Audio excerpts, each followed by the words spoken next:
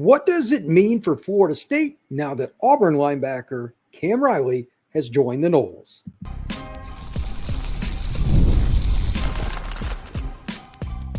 You are Locked On Seminoles, your daily podcast on the Florida State Seminoles. Part of the Locked On Podcast Network, your team every day. Hello and welcome again. This is Brian Smith with Locked On Seminoles. Thank you for making this your first listen each and every day. Truly appreciate you coming in and checking out the show. This is going to be about the portal because the Noles have signed themselves another player, this time out of the SEC and the Auburn Tigers. Today's show is brought to you by Monopoly Go. Game off, we got to talk more about Monopoly Go, this fast-paced game that you've teamed up with your friends for tournaments to unlock awesome prizes like unique stickers for trading, cool playing pieces, and hilarious emojis for taunting your friends.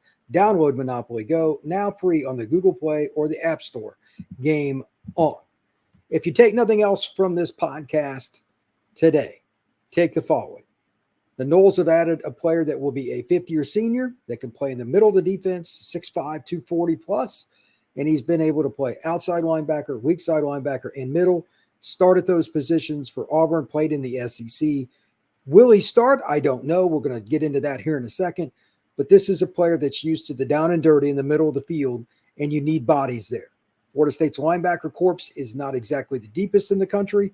Adding a veteran, a true veteran like Cam Riley, is going to aid everybody on that defense because you're going to have somebody that's been in a lot of close games and is, quite honestly, played in the best league in college football. So who all does this benefit on the defense? Well, I think it benefits everybody, but most importantly, it'll benefit some of the young linebackers. That's the first thing that I think is great about adding guys like this. Will he start? Again, I don't know for sure. There's some situational things we can get into, talking about position flexibility because he's got plenty of it. He's proven it. And I'll go over some of the pro football statistics here in a second, pro football focus, excuse me. But most importantly, with all of that, is the size. Either you're in the middle of the field because they have nobody else to put there, or you're the guy that kind of fits the profile.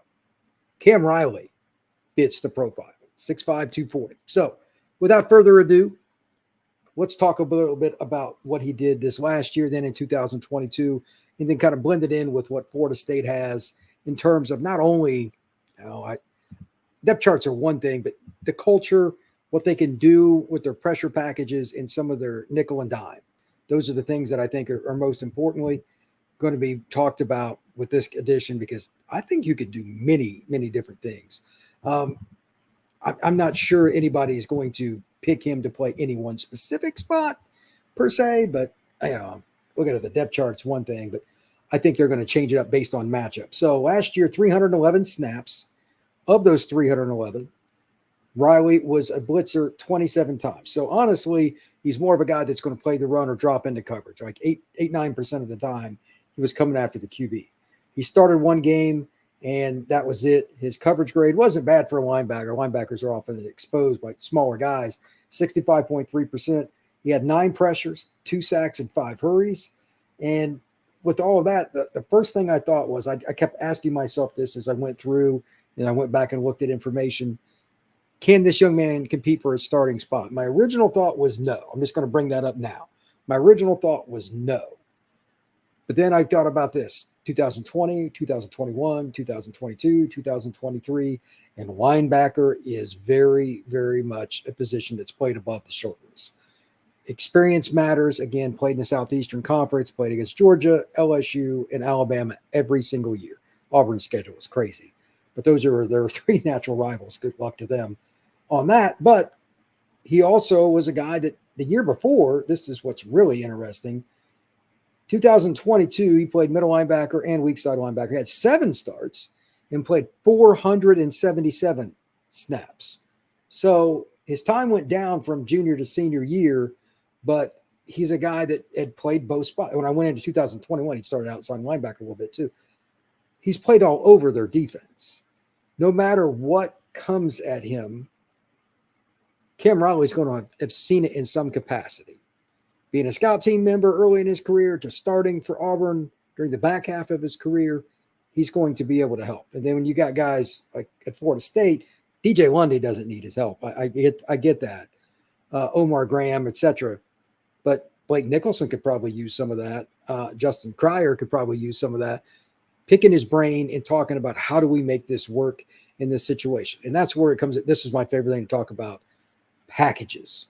When FSU wants to go 3-man line or, like a 3rd and 20, something like that, they might put him in the game as the outside linebacker.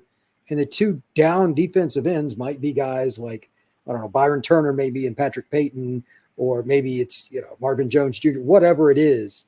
They're going to have different guys that can move around.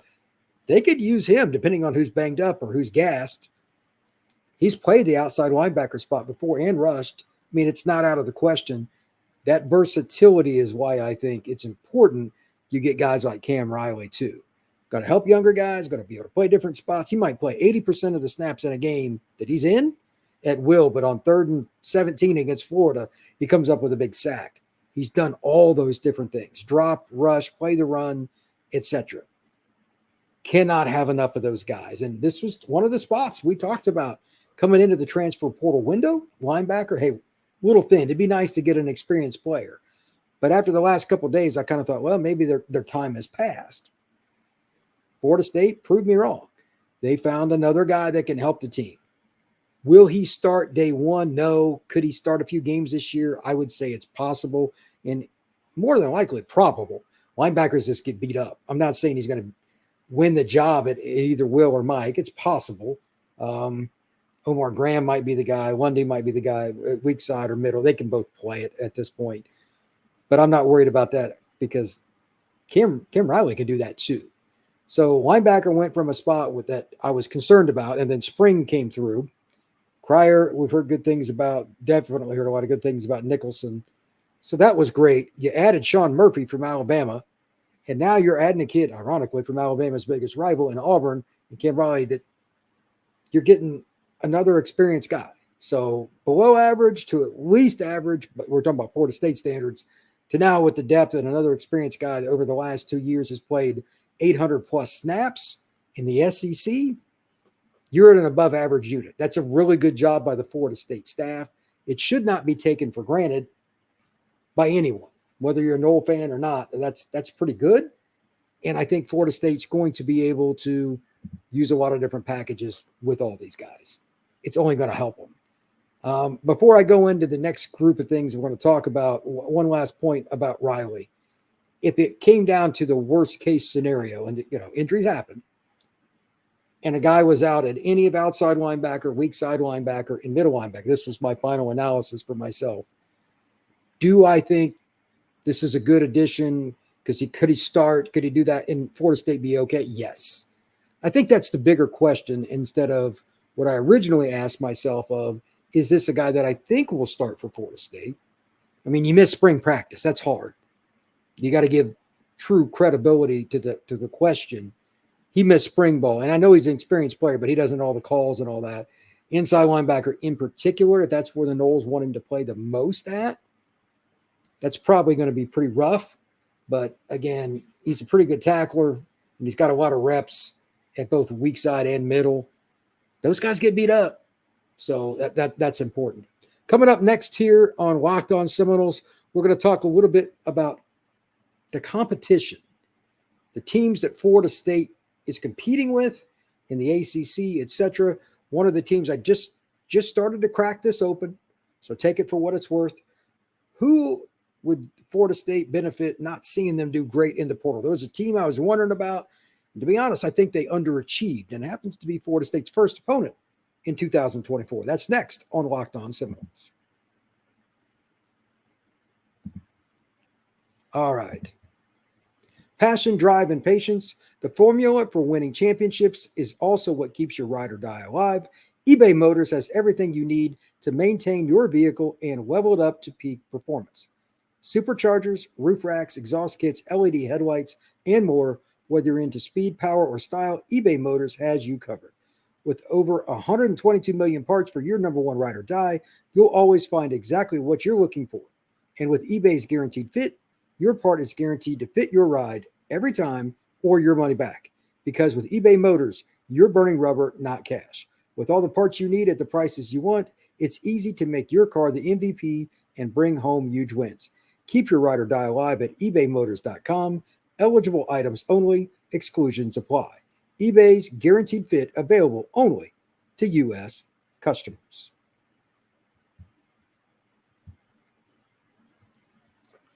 One of the teams that I've talked a little bit about in the last few months that I thought, you know what, on Florida State's schedule, this team could take that step forward and give them some problems, and it's game number one. That's Georgia Tech. I looked through their list of players, and I'm not picking on anybody here, but Georgia Tech's a very unique school academically. They don't have a ton of majors, etc., but they were in the 50s on three's transfer portal rankings, where Florida State was number 5. Considering Florida State had the better roster anyway, that's not a good sign for Georgia Tech. Now, the second part here is just all me. You can take this any which way you want.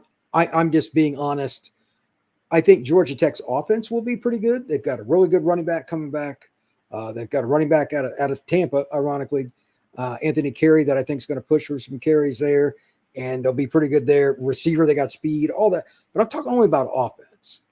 When I saw them play last year, I thought Georgia Tech, they're a player or two away conservatively on defense, but especially up front with D-line. I've discussed Florida State needing more defensive linemen, and they went out and did it in the portal. They did a really good job. Georgia Tech did not. And to be honest with you, I don't know their specifics, but again, it's a really unique school. They don't have a lot of guys that, quite frankly, give me the warm and fuzzies when it comes to dominant players. So who do you scheme against? Again, they're in the 50s in the transfer portal. I went through their whole list a couple of times, and I'm like, I don't know. Well, okay, they didn't get a bunch of great D linemen. The other spot I always talk about, Florida State's corner, right? So I look and see what did Tech get somebody there. They got a kid from Illinois who's got a good DB reputation, Zachary Tobe, but in his last 4 games, he was targeted 14 times, and 12 of those plays went for completions. Look, if you're giving up over 80%, that's not good news, or anything even close to it for that matter. Georgia Tech is probably not going to be as good as I originally thought, because I believed with the way they kind of finished last year, and they were competitive with a lot of teams. You know what? This is a squad that'll take a step up, and they can give Florida State some serious issues. That, to my credit, was before the portal. I said, hey, anything can change. I just thought they would do better. And that's on me, because how could you be in the 50s if your team's on the rise?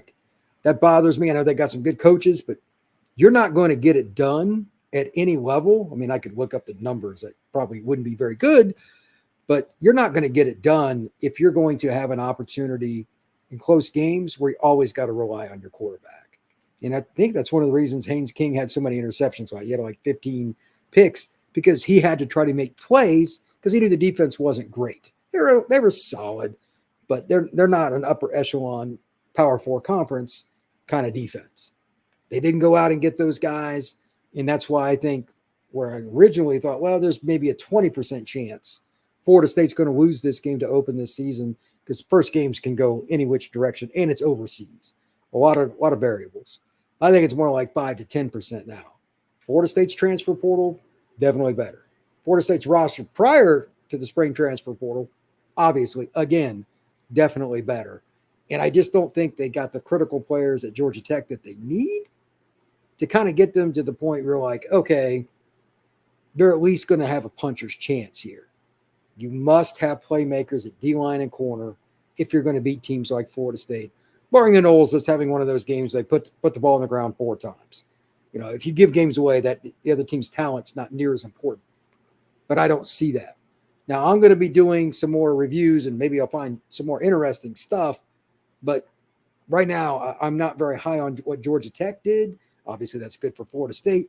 But I now think a game that they would probably win by 10 is probably more like 25. I think there's a better chance of that. If not, it's still first game, so total is not as important as getting the victory. But I just don't see how anybody could realistically say, hey, you know what? We're going to see Florida State get beat today. I just don't see it. Tech needed a lot of defensive help, and they didn't get it. Before I move on, I just want to let you know that the Locked On Sports Today 24/7 feed is something you should check out. So are you watching Fox Sports or ESPN on your TV all the time? have to turn down the volume with all the shouting and the discussion that they have, make the switch to Locked On Sports Today, a free 24/7 sports streaming channel programmed for you every day to bring you the biggest stories without all the screaming. Locked On Sports Today brings you can't-miss analysis, opinions, and news, streaming 24/7 on YouTube and free on the Amazon Fire TV channels app. Part of the awesome Locked On Podcast Network, your team each and every day. Before we go into the last segment, I want to talk about a key recruit that I watched. One other thing, once again, I want to thank everyone for checking out the show. I truly appreciate it. Love it that you come in and check out Locked On Seminoles. It's a lot of fun for me, and I look forward to growing the channel more. Next up, we're going to talk about one of the Noles' key recruits that's getting ready to take an official visit to Tallahassee. All right. Monopoly Go is today's sponsor. You can team up with friends for time tournaments where you work together to build up each other's boards. The more you win together, the more awesome prizes you unlock. And there's a lot more you can do as well. Unique stickers you can trade with your friends to complete albums for big prizes. Cool new playing pieces to travel on the boards. Hilarious emojis for taunting friends when you smash their buildings or heist their vaults. Plus, with Monopoly Go, it feels exciting each time you play it, and it's a constantly challenging tournament every time you play.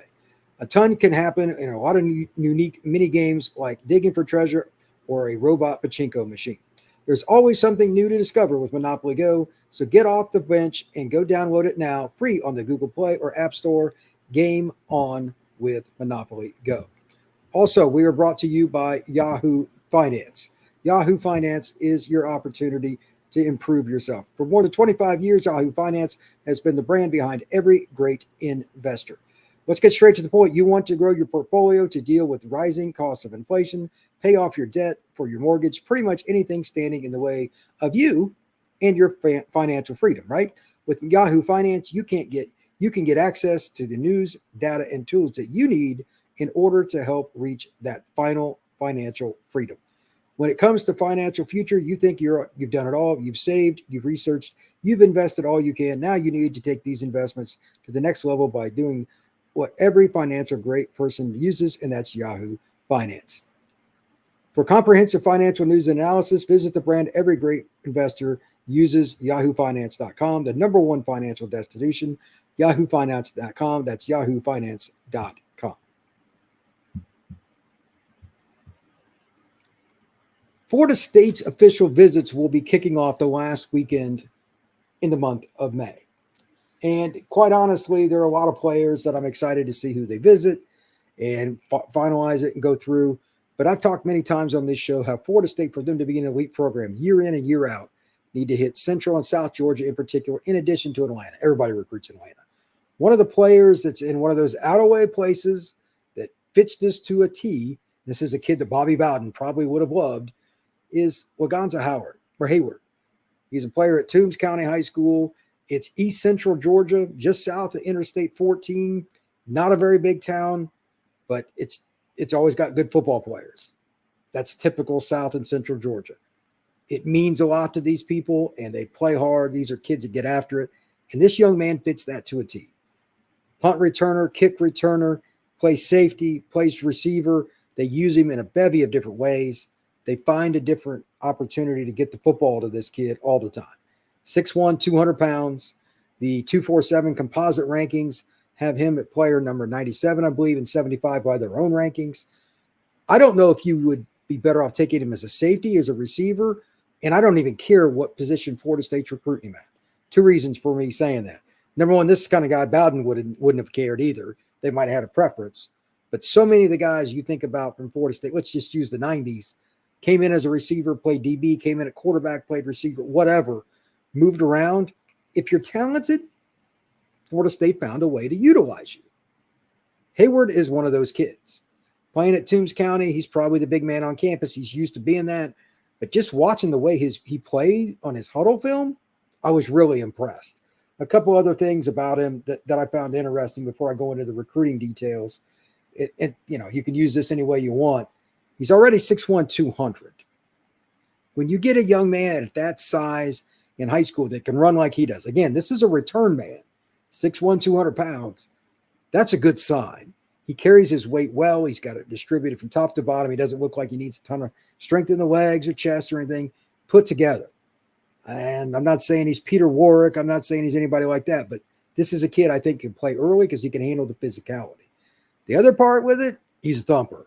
When he came downhill at the safety position, he would tattoo people. And he would fall off or have guys fall off at him because when he ran into him when he was a ball carrier as a return guy or after the catch on an over route or a slant or something, it wasn't easy to tackle him. He's got a physical nature to his play, so that's good news.